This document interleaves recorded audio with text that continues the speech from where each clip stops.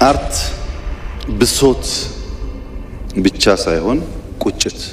ለምንድን ነው ኢትዮጵያ ለማኝ የሆነችው? ብዙ ከልክ ያለፉ ጉዳዮች ደግሞ አሉ። አርት ብሶት ብቻ ሳይሆን ቁጭት። የሆነ ነገር ነበረ፣ ግን ብሶቱን ብናወራ አርት አይሆንም። አሁን የሚያስፈልገን ቁጭት ነው።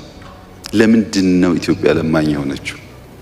ለምንድን ነው ይሄ ሁሉ አርቲስት እያለ ይሄ ሁሉ ባህል ቱባ ባህል እያለ እኛ ከሌሎች ሀገራት ያነስ ነው የሚል ቁጭት ከተፈጠረብን እንቀይረዋለን።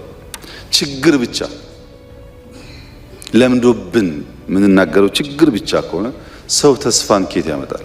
አንዳንዶቻችሁ ዘመናችሁን በሙሉ በጣም በሚያሳዝን መንገድ ያገለገላችሁ የደከማችሁ፣ አሁን በመጨረሻ በጡረታ ዘመናችሁ ምናልባት ማረፊያ የሌላችሁ ልትሆኑ ትችላላችሁ። አሉ ረጅም ዓመት ያገለገሉ ሰዎች አሉ። ብዙ ከልክ ያለፉ ጉዳዮች ደግሞ አሉ። እሱን ሚስተር ኤክስ አላደረከው ይሆናል። የማህበረሰቡ አባል እስካደረገው ድረስ ግን የአርቱ ፋሚሊ መባሉ አይቀርም ማለት ነው።